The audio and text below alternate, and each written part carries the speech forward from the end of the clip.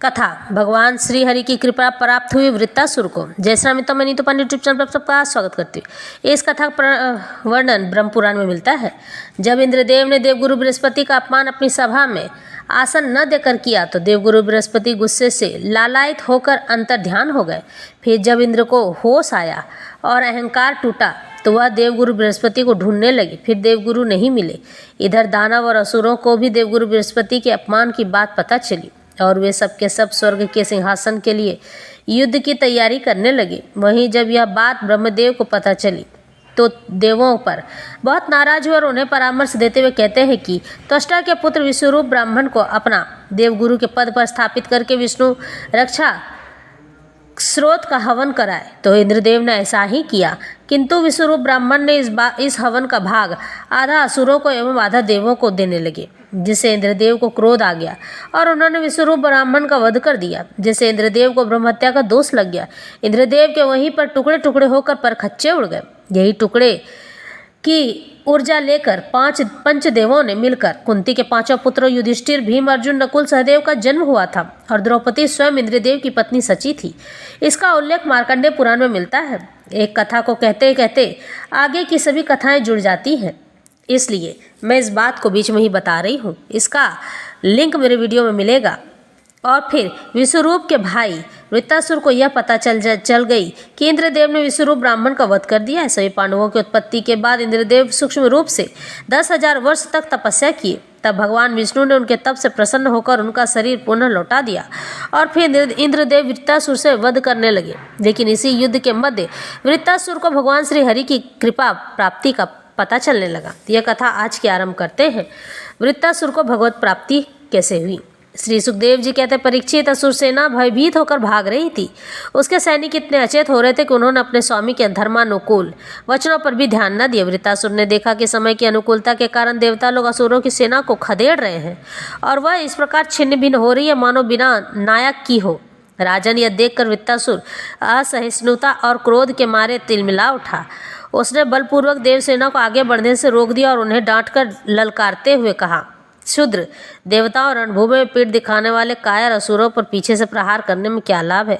ये लोग तो अपने माँ बाप के मल मूत्र है, परंतु अपने को सूरवीर मानने वाले तुम्हारे जैसे पुरुषों के लिए भी तो डरपोकों को मारना कोई प्रशंसा की बात नहीं है और न इससे तुम्हें स्वर्ग ही मिल सकता है। यदि तुम्हारे मन में युद्ध करने की शक्ति और उत्साह है तथा अब जीवित रहकर विषय सुख भोगने की लालसा नहीं है तो क्षण भर में मेरे सामने डट जाओ और युद्ध का मजा चख लो। परीक्षित वृत्तासुर बड़ा बली था। वह अपने दिल डौल से ही शत्रु देवताओं को भयभीत करने लगा। उसने क्रोध में भरकर इतने जोर का सिंहानाद किया कि बहुत से लोग तो उसे सुनकर ही अचेत हो गए। वृत्तासुर की भयानक गर्जना से सबके सब देवता मूर्छित होकर पृथ्वी पर गिर पड़े, मानो उन पर बिजली गिर गई हो।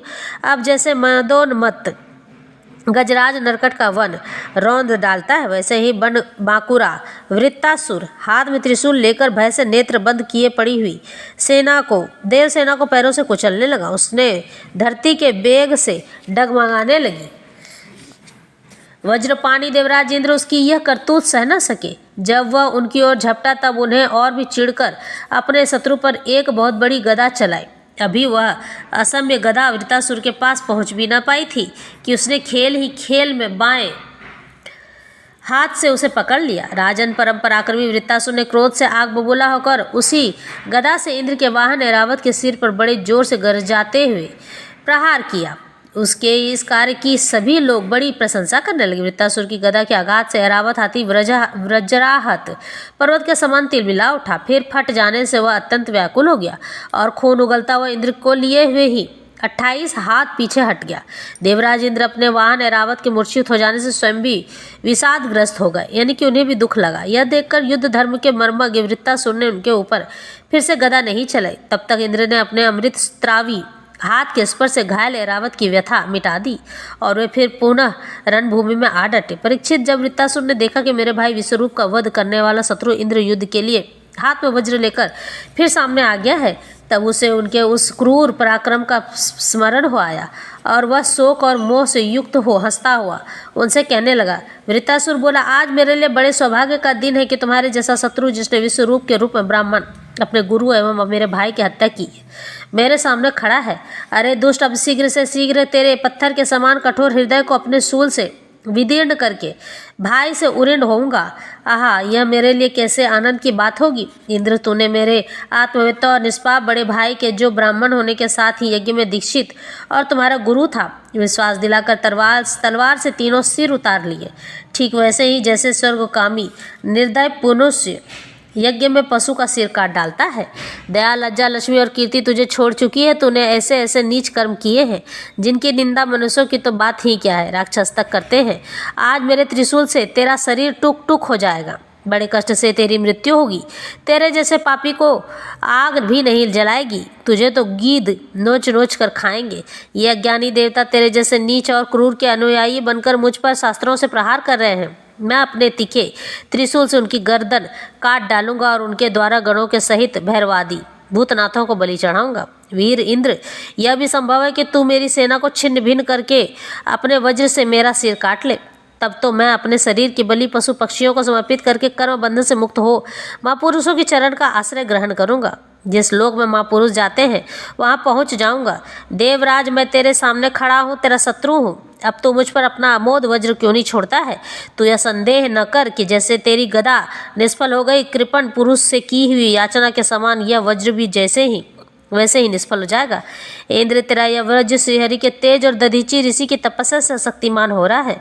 विष्णु भगवान ने मुझे मारने के लिए तुझे आज्ञा भी दी है, इसलिए अब तो उसी वज्र से मुझे मार डाल, क्योंकि जिस पक्ष में भगवान श्री हरि हैं उधर ही विजय, लक्ष्मी और सारे गुण निवास करते हैं। देवराज, भगवान संकर्षण के आज्ञा अनुसार मैं अपने मन को उनके चरण कमलों में लीन कर दूंगा। तेरे वज्र का वेग मुझे नहीं, मेरे विषय भोग रूप फंदे को काट डालेगा और मेरे शरीर त्याग कर मुनि जनोचित गति प्राप्त करूंगा। जो पुरुष भगवान से अनन्य प्रेम करते हैं, उनके निज जन हैं, उन्हें वे स्वर्ग, पृथ्वी अथवा रसातल की संपत्तियां नहीं देते हैं, क्योंकि उनसे परमानंद की उपलब्धि तो होती ही नहीं। उल्टे द्वेष, उद्वेग, अभिमान, मानसिक पीड़ा, कलह, दुख और परिश्रम ही हाथ लगते हैं। इस प्रकार से वृत्तासुर इंद्र को समझाते हैं और उन्हें भगवत की प्राप्ति होने लगती है। इंद्र, हमारे स्वामी अपने भक्त के अर्थ, धर्म एवं काम संबंधी प्रयास को व्यर्थ कर दिया करते हैं, और सच पूछो तो इसी से भगवान की कृपा का अनुमान होता चला जाता है, क्योंकि उनका ऐसा कृपा प्रसाद अकिंचन भक्तों के लिए ही अनुभव गम्य है, दूसरों के लिए तो अत्यंत दुर्लभ ही है। भगवान को प्रत्यक्ष अनुभव करते हुए वृत्तासुर ने प्रार्थना की, प्रभु आप मुझ पर ऐसी कृपा कीजिए कि अनन्य भाव से आपके चरण कमलों के आश्रित सेवकों की सेवा करने का अवसर मुझे अगले जन्म में भी प्राप्त हो। प्राण वल्लभ मेरा मन आपके मंगलमय गुणों का स्मरण करता रहे, मेरी वाणी उन्हीं का गान करे और शरीर आपकी सेवा में ही संलग्न रहे। सर्व सौभाग्य निधे में आपको छोड़कर स्वर्ग, ब्रह्मलोक, भूमंडल का साम्राज्य, रसातल का एक छत्र राज्य, योग की सिद्धियां, यहाँ तक कि मोक्ष भी नहीं चाहता हूँ। जैसे पक्षियों के पंखहीन बच्चे अपनी माँ की बाट जोहते हैं, यानी उनकी रास्ता देखते हैं, जैसे भूखे बछड़े अपनी माँ का दूध पीने के लिए आतुर रहते हैं, और जैसे वियोगिनी पत्नी अपने प्रवासी प्रियतम से मिलने के लिए उत्कंठित रहती है, यानी कि अपने प्रियतम से मिलने के लिए एकदम लालायित रहती है, वैसे ही कमल नयन मेरा मन आपके दर्शन के लिए छटपटा रहा है। हे प्रभु, मैं मुक्ति नहीं चाहता, मेरे कर्मों के फलस्वरूप मुझे बार बार जन्म मृत्यु के चक्कर से भटकना पड़े इसकी परवाह नहीं है, परंतु मैं जहाँ जहाँ जाऊँ, जिस योनि में जन्मूँ, वहाँ वहाँ भगवान के प्यारे भक्तजनों से मेरी प्रेम मैत्री बनी रहे। हे स्वामी, मैं केवल यही चाहता हूँ कि जो लोग आपकी माया से देह, गेह और स्त्री, पुत्र आदि में आसक्त हो रहे हैं, उनके साथ मेरा कभी किसी प्रकार भी संबंध न हो। इस प्रकार से वृत्तासुर को भगवत की प्राप्ति हुई। भगवान श्री हरि ने वृत्तासुर पर अपनी कृपा दृष्टि बनाए रखी थी, इसलिए वृत्तासुर को मृत्यु से पहले श्री हरि के भगवत ज्ञान की प्राप्ति हो गई। हमें भगवत ज्ञान की प्राप्ति होती है ऐसे ही जब मनुष्य सब कुछ त्यागने लग जाता है, पिता, पुत्र, धन, दौलत, यश, कीर्ति, सब कुछ, मान, सम्मान, अपमान, हर चीज़ त्यागने लग जाता है। उसे यहाँ तक कि मोक्ष भी नहीं चाहिए होती है, स्वर्ग भी नहीं चाहिए होता है, ब्रह्मलोक भी नहीं चाहिए होता है, वैकुंठ भी नहीं चाहिए होता है, और बस यही कहता रहता है कि हे प्रभु, जन्म मरण के इस चक्र में पढ़कर भी मैं केवल आपकी ही शरण में रहूं, आपकी ही भक्ति करता रहूं। इस तरह से मनुष्य को भगवत की प्राप्ति होती है। जब आपके साथ यह घटना घटने लगे, समझ जाइए कि श्री हरि की कृपा हो चली है, क्योंकि जब हरि कृपा करते हैं ना, तो हमें माया से रहित कर देते हैं। यह सब माया ही तो है जो हमारे जीवन को हमसे बांध कर रखते हैं। धन, दौलत, यश, कीर्ति, पिता, पुत्र, भाई, बहन, बंधु, परिवार, सब माया है।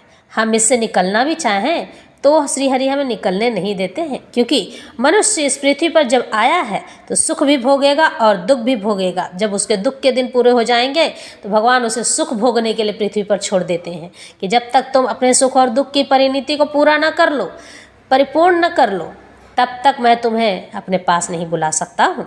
इस तरह से यह कथा यहीं संपन्न होती है।